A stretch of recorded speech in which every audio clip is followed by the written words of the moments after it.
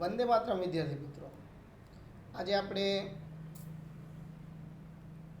Chapter નંબરની અંદર 4 ભણવાના છીએ. બરાબર. ચેપ્ટર 4 સમતલમાં ગતિ. અગાઉ પણ થોડા સવાલ જોયા હતા, બેઝિક વસ્તુ હતી. હવે જે સવાલ છે એનપી રહેશે અને સરસ મજાના છે. બરાબર બધા. એટલે કહેવાનો મતલબ એટલો છે કે 2 વાર લખો, 3 વાર લખો અને સમજવાનો પ્રયત્ન કરો. બીજું, દ્વિપરિમાણમાં એક કાયદેસર આપણે એક વાત કરવામાં આવી છે કે દ્વિપરિમાણ, બરાબર, દ્વિપરિમાણમાં સદિશનું વિભાજન સમજાવો. અથવા સવાલ આવો પણ પૂછાય આપને કે સદિશના લંબ ઘટકોમાં વિભાજન સમજાવો. એક પેન હોય ને આમ ચીરો, અથવા આપણે શેરડીનો સાટો કેમ 2 ચીર કરીએ એમ વિભાજન થાય. હવે વિભાજન સમજાવીએ તમને, બહુ ક્લિયર કટ રીતે વિભાજન સમજાવવાનું મન થાય આપને. તો માની લો કે તમારી પાસે આ એક ઉપરથી સમજાવવાનો પ્રયત્ન કરીએ આપણે. બરાબર. આ અક્ષ છે અને કોઈ એક સદિશ છે. બરાબર. સદિશ, આ એક સદિશને આપણે ધ્યાનમાં લઈએ. બરાબર.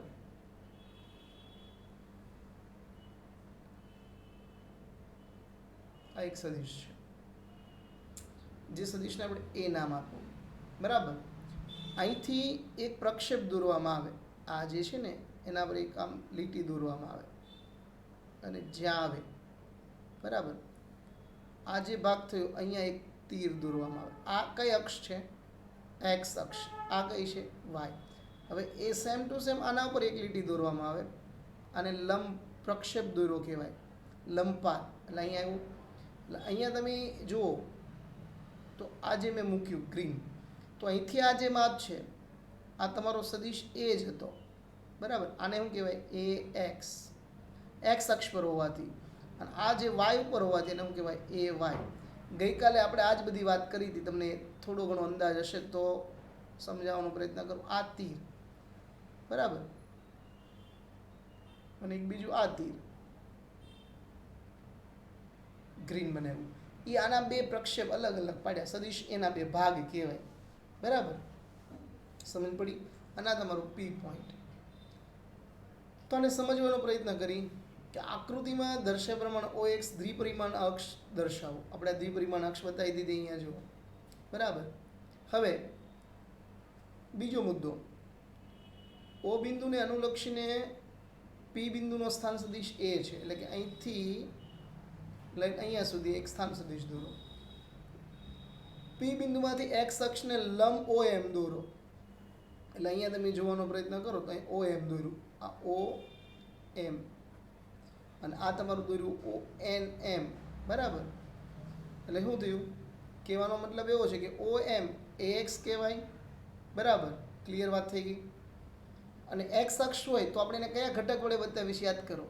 ગઈકાલે મેં તમને 3 ઘટક યાદ રાખવાના કીધા હતા. X અક્ષ હોય તો I કેપ, Y અક્ષ હોય તો J કેપ, અને Z અક્ષ હોય તો K કેપ. બરાબર. આ 3 યાદ રાખવાનું. તો આ કયું હોય? બરાબર. એટલે અહીંયા જો એને શું બતાવવામાં આવ્યું? બીજી આકૃતિમાં આની કિંમત શું બતાવવામાં આવી? આની કિંમત કેરેટ. જો સદિશ હોય તો હવે લખાવવું પડે. એટલે અહીંયા પણ તમે જુઓ, દેખાય? આને સદિશ કહેવાય, જેને એક્સ અક્ષનો સદિશ ઘટક કહેવાય. ગુજરાતીમાં બોલવું તો આવું બોલે, એક્સ અક્ષ પરનો સદિશ ઘટક એમ કહેવામાં આવે. તો એનો મતલબ આવો પણ થાય, AX is equal to AXI cap. સમજાય છે? ક્લિયર વાત? જેને ગુજરાતીમાં શું કહેવાય? જે ગઈકાલે આપણે આરનો કહેતા હતા, અહીંયા કહેવાનું એ સદિશ એનો એક્સ અક્ષ પરનો સદિશ ઘટક. એવું કે એટલે આ લખવાનું, એટલું. અને હવે વાય અક્ષનો કહું તો વાય ઉપરનું લખવાનું. તો વાયનું જોવું, વાય અક્ષ પર વાય અક્ષને લંબ ON દોરો. બરાબર. અહીંથી ON દોર્યો, અહીંયા O છે. બરાબર. ON. તો એની અંદર જુઓ તો વાય ઉપર જુઓ. બરાબર. તો એનો મતલબ એવો થયો કે હું એમ કહું સદિશ એનો વાય અક્ષનો પરનો સદિશ ઘટક, સદિશ ઘટક, ઘટક ઘટે કે એનો બે વિજય એક જ લાકડીના બે કટકા કર્યા, ચીરિયા કર્યા, બરાબર. તો શું લખાશે? તો કે એ વાય જે કેપ, જો આ જે કેપ છે, આ શું છે? જે કેપ, બરાબર. આ આખી વસ્તુ સમજવા જેવી હતી. અને બંને વસ્તુ તમે અહીં જોઈ શકો છો. ON જુઓ, આ જુઓ, આ જુઓ, બરાબર. આ પોઈન્ટ અને આ પોઈન્ટ. હવે એ બેનો સરવાળો કરવામાં આવે એટલે આખો સદિશ મળે. તો આકૃતિ પરથી એવું કહી શકાય, સદિશ એ આખો સદિશનો સરવાળો કરીએ, આપણને ખબર છે હંમેશા પરિણામી ગોતવાનો હોય. તો સરવાળો શું લખાય? સદિશ એ બરાબર એના જે બે ઘટકો પડ્યા હતા એ. સદિશ એ બરાબર AX પ્લસ AY, બરાબર. એની જગ્યાએ જો આવું પણ લખી શકાય, AX ની કિંમત શું છે? AX I cap plus AY જે કેપ, આ લખાય. AX ખૂણો બનાવે, બરાબર, કંઈ ને કંઈ. આવું ત્યારે જ બનાવવાનું કે કંઈ ને કંઈ ખૂણો બનાવતો. અહીંયા થીટા ખૂણો બનાવ્યો, જો થીટા ખૂણો, અહીંયા પણ થીટા ખૂણો છે, અહીંયા જો થીટા ખૂણો, બરાબર. સીધો મુદ્દો થયો કે ધારો કે સદિશ એક્સ અક્ષ સાથે થીટા ખૂણો રચે 30, 15, 45 જેનો જે રચવો હોય, તો આપણે એને સાઇન કોસ ત્રિકોણમાં ફેરવવાનો પ્રયત્ન કરીએ. તો ત્રિકોણમિતિનો ઉપયોગ કરી AX અને એના માપ થીટાના પદમાં દર્શાવીએ તો ખૂણો કેવો બને તમે જુઓ. ત્રિકોણ કયો છે? OMP માટે. OMP માટે આકૃતિમાં જુઓ, આકૃતિ જુઓ એટલે તમને અંદાજ આવે, બરાબર.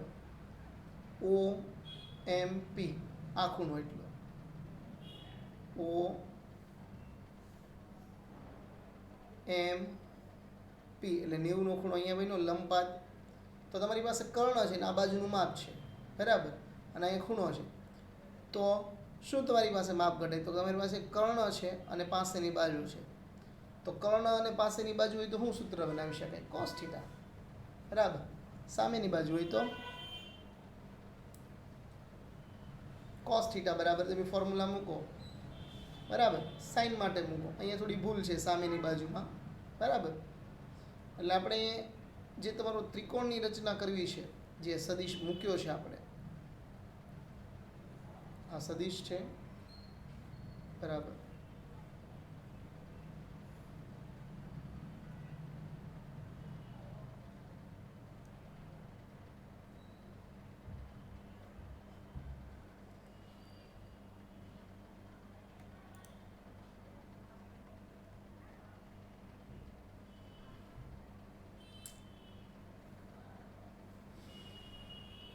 બરાબર. OMP બરાબર થીટા સામે OM બાજુનું માપ જુઓ આકૃતિમાં. હું એમ દોરવાનો પ્રયત્ન કરતો હતો પણ આપણે OM, બરાબર. OM એટલે પાસેની બાજુ કહેવાય. જો ને અહીંયા આ પાસેની બાજુ, થીટાની આ પાસેની બાજુ, આ પાસેની બાજુ, પાસેની બાજુ, અને આ શું થાય? કર્ણ, બરાબર ને? સમજ પડી કે ન પડી? એટલે આપણે કોસ થીટા લખીએ તો શું થાય? Cos theta, cos theta is equal two પાસેની બાજુના છેદમાં કર્ણ. અહીંયા તમારી રીતે જોજો. એટલે OMના છેદમાં OP કિંમત મૂકો તો AX અને OP એટલે શું થાય? એ થાય કર્ણ. એ તો આખું માપ એ બાજુ મૂલ્ય મૂકવાના છે, બાજુનું માપ છે એટલે મેં એકવાર આ માપ મૂક્યું, એકવાર OM મૂક્યું, બરાબર. કારણ કે આ માપ તો આપણે જાણતા જ નથી કાટકોણ ત્રિકોણ અનુસાર. તમે ચેક કરી શકો છો. એવું તો કંઈ નથી કે તમને કાટકોણ ત્રિકોણ આવડતો નથી. આ કાટકોણ ત્રિકોણ હોય ને થીટા હોય તો આ પાસેની બાજુ, આ સામેની બાજુ અને આ કર્ણ, બરાબર. કિંમત તો આમાં આ થીટાને લખીએ તો cos theta is equal two AX બરાબર A કરતા બનાવો. AX ઇઝ ઇક્વલ ટુ આ પદ આમ જાય એટલે શું થાય? A કોસ થીટા, બરાબર. પદ મળી ગયું આપણે. મોસ્ટ ટાઈમ બે પદ મળ્યું છે. આ ભૂલતાની સમીકરણ નંબર 4. એવી રીતે બીજો ત્રિકોણ લો OMP, કાટકોણ ત્રિકોણ ઉપર તરફ બનેલો છે. આ કાટકોણ ત્રિકોણ તમને યાદ છે આવી રીતે આમ, બરાબર. એટલે એમાં સાઇન થીટા બનશે. સામેની બાજુના છેદમાં કર્ણ. તો સામેની બાજુ વિચારો તો શું છે? તો સાઇન થીટા સામેની બાજુ થશે તમારી એ વાય અને છેદમાં એ કરતા બનાવો એટલે શું થાય A y is equal to A sine theta એટલે તમારું પદ બની ગયું ક્લિયર સમીકરણ નંબર 4 અને 3 4 અને 3 પરથી કહી શકાય કે ધન ઋણ અને શૂન્ય હોઈ શકે થીટાના મૂલ્ય પર ડિપેન્ડ રાખશે કારણ કે જેવું થીટા આવે બરાબર એ તો આપણે ખબર છે cos 180 આવે તો -1 થાય એટલે ગુણાકાર કેવો થઈ જાય તો માઇનસ જવાબ આવે આનો બરાબર આખા પદનો આપણા બે મેઇન સમીકરણ છે બીજું કહીએ કેવી રીતે બતાવ્યા એ મેં તમને સમજાવવાનો પ્રયત્ન કર્યો હોય દાખલા તરીકે હું તમને એક સમજાવવાની વાત કરું ઘણાને મગજમાં નહીં આવ્યું હોય આ તમારી પાસે કોઈ બ્લોક છે બરાબર સમજીએ એક બ્લોક લઈએ આપણે આ બ્લોક છે બરાબર આ સપાટી ઉપર મૂકેલો છે અને અહીંથી દોરી બાંધી હોય મેં આમ ખેંચું આ બળ ઘટક છે બળ એ સદિશ રાશિ છે તો આના બે ઘટકમાં વિભાજન થાય એક ઘટક આ બને અને એક ઘટક આ ઊભી લાઈનમાં જે બને છે એ તો આ જે ઘટક છે ને એફ કોસ થીટા ઘટક હોય અને આ કયો ઘટક હોય એફ સાઇન થીટા સમજાય છે જો અહીં સદિશ એ હોત એ તો અહીંયા હું એ કોસ થીટા અહીંયા હું એ જો આ વેગ હોય તો આ હું વી કોસ થીટા વી સાઇન થીટા એટલે કે વાય અક્ષ આવે તો વાય વી બરાબર વી સાઇન થીટા અને એક્સ અક્ષ આવે એક્સ અક્ષ તો હું લખાશે વી કોસ થીટા સમજાય મારી વાત આ રીતનું આપણે પ્લાનિંગ બનાવતા હોઈએ છીએ એટલે અહીંયા લખવામાં આવ્યું છે સમતલ સદિશ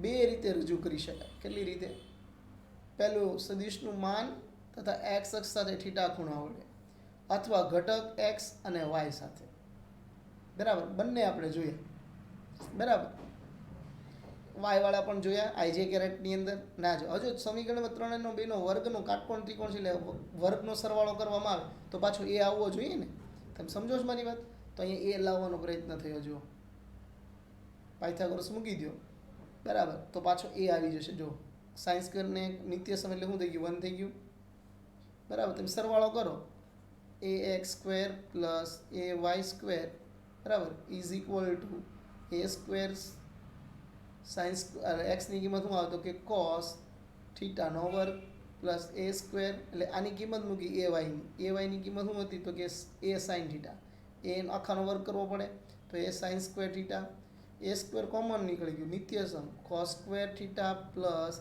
સાઇન સ્ક્વેર થીટા એટલે 1 એટલે આપણો જવાબ એ આવી ગયો બરાબર એનો મતલબ મેં એમને કીધું હતું એનું માન કાઢવું પડે માન સદિશનું માન એટલે વર્ગમૂળ કાઢવું પડે સામેથી એ સ્ક્વેર નાહીથી કાઢો તો એ સ્ક્વેર બરાબર તમારી પાસે જે પદ વધ્યું છે બહુ અફલાતુન પદ છે એ સ્ક્વેર આ પદ જુઓ એ સ્ક્વેર તો વર્ગ દૂર કરો એટલે શું થઈ જાય વર્ગમૂળ લગાડવું પડે સામે આનું માન થયું બરાબર હવે જ્યારે તમારે એની દિશા ગોતવી હોય તો અહીંયા ખૂણો બને જો અહીંયા થીટા ખૂણો તો એ ખૂણો ગોતવા માટેની વાત છે ટેન થીટા લેવાનું હંમેશા ધ્યાન રાખજો વિદ્યાર્થી મિત્રો સદિશ એ એક્સની સાથે ખૂણો થીટા રચતો હોય ત્યારે સદિશની દિશા જાણવા માટે ફિક્સ સૂત્ર આપવામાં આવે છે કે tan theta is equal to y અક્ષના છેદમાં એક્સ અક્ષ જે પણ હોય બરાબર બે જ હોય બરાબર સમજાય છે વાત તો થીટા ઇઝ ઇક્વલ ટુ આ પદ આમ જાય એટલે પ્રતિવિધેય tan inverse a y upon a x આ રીતે તમે એને મેળવી શકો છો બરાબર મોસ્ટ ટાઈમ બી થિયરી છે ખાસ કરીને ઘટકો પાડતા આવડવા જોઈએ આકૃતિ પ્રમાણે તમે એટલું જ યાદ રાખો કે જ્યારે પણ વાય અક્ષ હોય આ તમારું થયું એ વાય તો એ વાય જે કે અહીં સદિશ આવે તો બરાબર વિદ્યાર્થી મિત્રો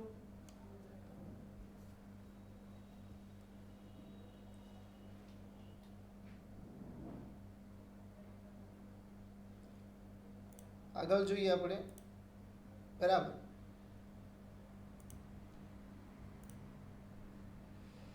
ત્રિપરિમાણમાં આગળ હતું દ્વિપરિમાણમાં હતું ને ત્રિપરિમાણમાં પણ તમારે થોડુંક અહીંયા યાદ રાખવું પડશે JEE અને નીટ માટે થોડોક ટોપિક અગત્યનો થાય ક્યારેક MCQ પૂછે પણ આપણે સીધું આવડી જશે જેવી રીતે એક સદિશના બે ઘટકા કર્યા હવે 3 ત્રિપરિમાણમાં લેવાના છીએ એના માટે પહેલાં ધારણા તમને સમજાવી દઉં આકૃતિમાં સદિશ એ આપ્યો છે, એને 3 ટુકડા કરવાના છે, એક્સ અક્ષ, વાય, ઝેડ.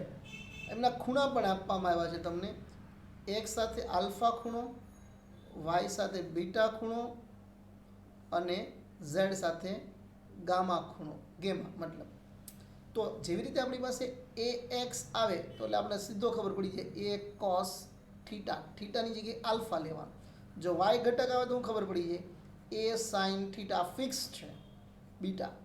બરાબર, સમજી ગયા તમે વાતને આખી. તો ત્રીજો ખૂણો હોય તો ઓબ્વિયસલી કયું આવવું જોઈએ, પણ સાઇન કોસ એટલે એના પર ડિપેન્ડ કરે, પણ ઝેડ થી એક્સ અક્ષ પર વહી આવવાનું, કોસ ગામા. આ 3 ખૂણા કેવી રીતે આવ્યા એ આપણે જોઈશું. બરાબર, આકૃતિ પર જાઓ. એક ત્રિકોણ આપ્યો છે આખો, જો સદિશ. બહુ સિમ્પલ રીતે જો મારે તમને સમજાવવાનો પ્રયત્ન કરવો હોય,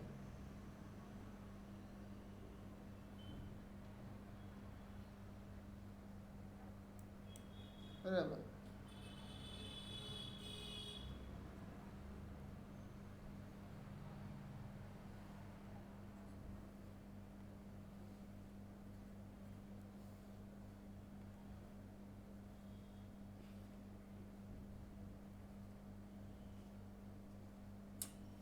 સારી રીતે સમજવાનો પ્રયત્ન કરીએ, બનતી ટ્રાય કરીએ કે તમને સમજાય.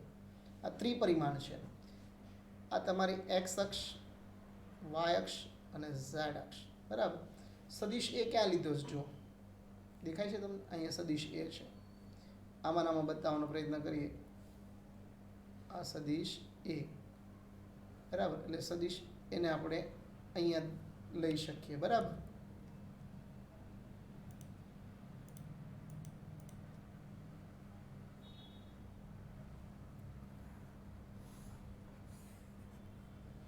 આમાં બતાવતા જઈએ. એની એક્સ અક્ષ સાથે કેટલાનો ખૂણો બનાવ્યો, તો એક્સ અક્ષ કઈ છે ભાઈ, એક્સ અક્ષ. તો એક્સ અક્ષ આ છે, ગ્રીન કલર આપું છું એ. બરાબર, એક્સ અક્ષ કઈ છે, ગ્રીન કલર. આ એક્સ અક્ષ વાળો મુદ્દો છે આપણો, પણ સદનસીબે આપણા ભાગ બહુ સરસ નથી. એક્સ અક્ષ, બરાબર, ખબર પડી ગઈ કેમ તમને હવે? એમનું નહીં, પણ આપણે હિંમતવાળા, હાર મારવાવાળા નથી. બરાબર, એક્સ અક્ષ માટે વાત કરું છું.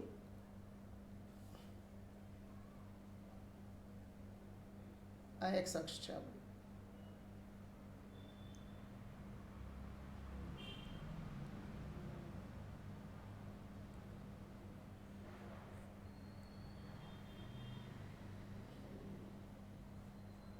આ એક્સ અક્ષ.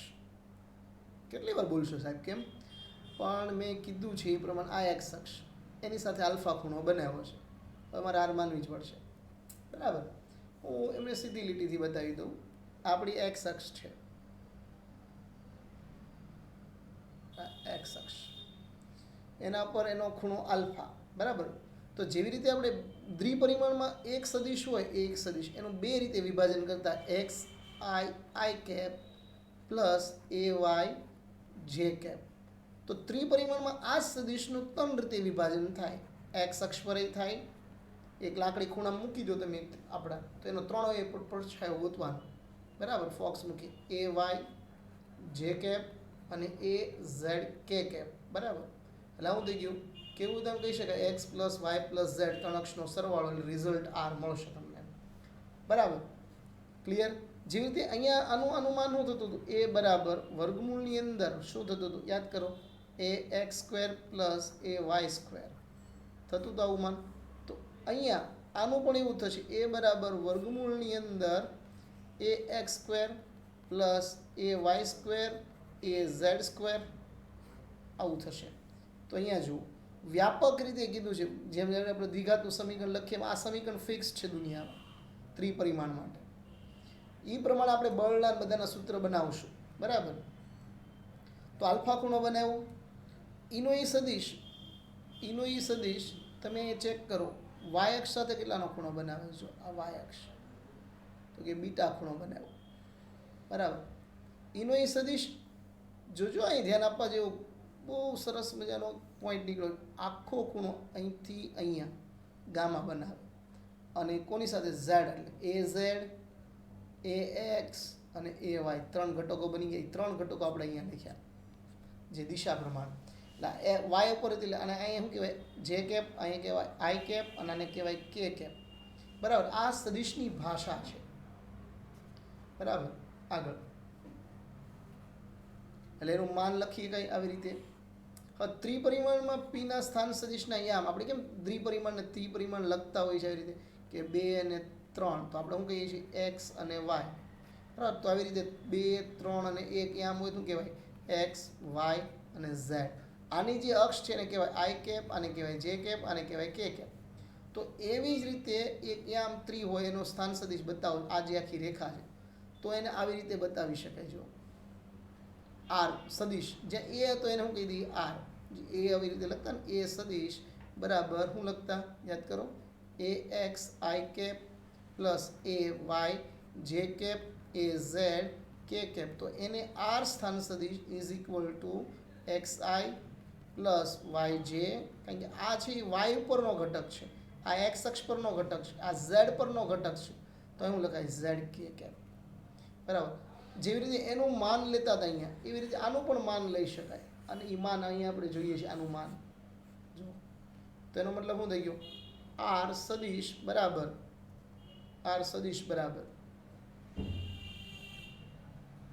X square y square z square વર્ગમૂળની અંદર થાય.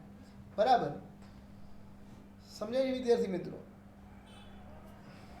આગળ સદિશોના સરવાળા બાદબાકી લઈએ.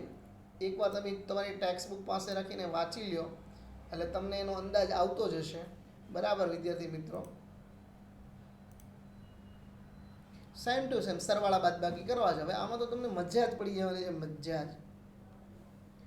સરવાળો બાદબાકી બેઝિક રીત તમને ખબર હોય, જો દ્વિપરિમાણમાં તો એક્સ વાય એના બે સદિશો બને. જો તમારી પાસે એક સદિશ હોય તો તમે જેવું નામ લખતા એવું જ નામ લખવાનું. અહીંયા બે સદિશ આપ્યા છે, જો તો પહેલા સદિશનું નામ એ સદિશના ઘટકો, આમ બી સદિશના ઘટકો, બે આમ થયા. તમે સમજો નહીં વાત, સદિશ એ હોય એના બે આમ હોય એક્સ અને વાય. તો એક્સ અક્ષ પર કોણ છે એ એક્સ અને વાય ઉપર વાય. બરાબર, અને બી સદિશ હોય તો એના પણ બે આમ. તો એના બે આમ કયા છે તો કે બી સદિશ છે તો બી અને બી વાય, વી હોય તો વી, ઝેડ હોય તો ઝેડ, એફ હોય તો એફ. એનો સરવાળો કરો તો એનો સરવાળો શું આવે તો યાદ કરો, 3 હોય તો એ 3 કરી દેવું, બી હોય તો એ બી. સામાન્ય ફેરફાર ચેક કરજો ભાઈ, અહીંયા બી છે બધે, અહીંયા બી સદિશ છે તો બી. જો અહીંયા વી સદિશ હોત તો શું લખવાનું અહીંયા તો કે વી એક્સ વી વાય. એફ હોત તો સદિશ રાશિઓ તો અહીંયા એફ એક્સ એફ વાય. સમજી ગયા. હવે એનો સરવાળો એટલે પરિણામી કરવો પડશે. સદિશ એ બીનો સરવાળો અને બાદબાકી હોય તો સરવાળો આપણે આ રીતે લખીએ છીએ. તો એનો મતલબ આ બે ઘટકો મારે એને મૂકવા પડે. એની કિંમત કેટલી છે તો કે આટલી, બીની કિંમત આટલી. તો એની કિંમત ને બીની કિંમત મૂકો તો આ એની કિંમત, આ બીની કિંમત. સમજાય છે? અને સરવાળો આ પણ સાદા નિયમો જીતા ક્રમનો નિયમ અને જૂથના નિયમનું પાલન કરે છે. સમજણ પડી કે ન પડી? અહીંયા એની કિંમત શું છે a x i cap a y j cap, એક પૂરો થયો. પછી પ્લસ ઓર માઇનસ બીની કિંમત b x i cap b y j cap. બરાબર, ઓકે ગુડ, સમજદાર છોકરા છે. બીજું તો આ જે રિઝલ્ટ મળ્યું ટોટલ એ પ્લસ બીનો સરવાળો, જેને આપણે શું કીધું આર, એ બેનો સરવાળો મેં મૂક્યો અહીંયા જુઓ, સમીકરણ નંબર 3.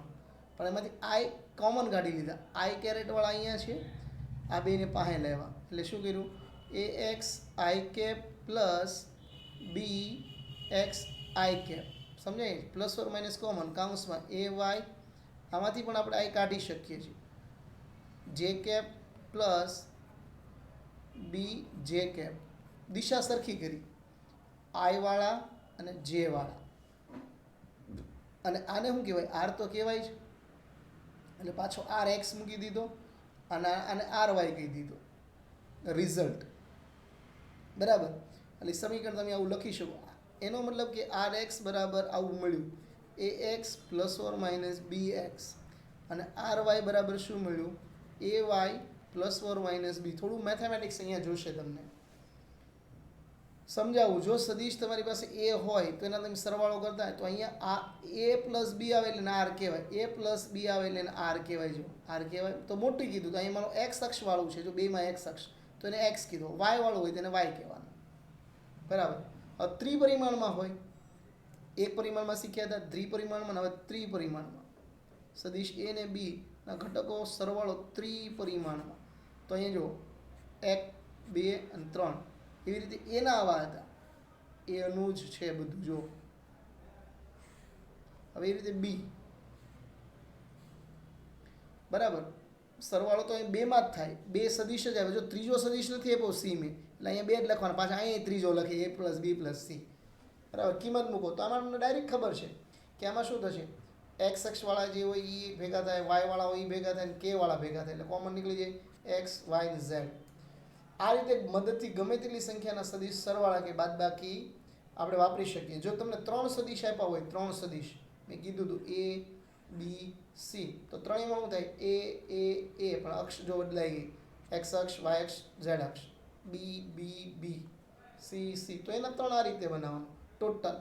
બરાબર. ત્યારે આ રીતે ઘટકો લઈ શકાય. માઇનસ હોય તો માઇનસ લેવાના, સરવાળો કે બાદબાકી જે માઇનસ સી કીધું માઇનસ સી, પ્લસ કીધું તો પ્લસ.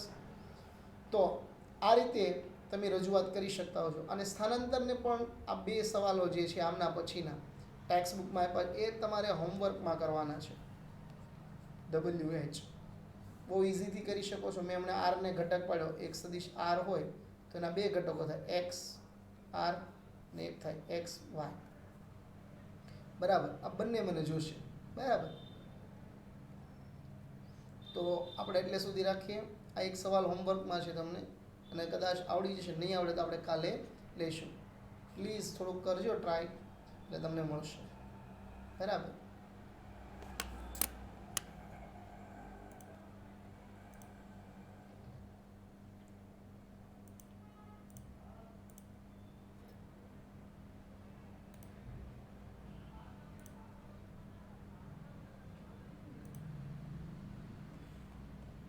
બધી થિયરી 2-3 વખત લખજો તો તમારા માટે ફાયદો રહેશે. તો આટલું આપણે આજનો લેક્ચર રાખી. વંદે માતરમ વિદ્યાર્થી મિત્રો.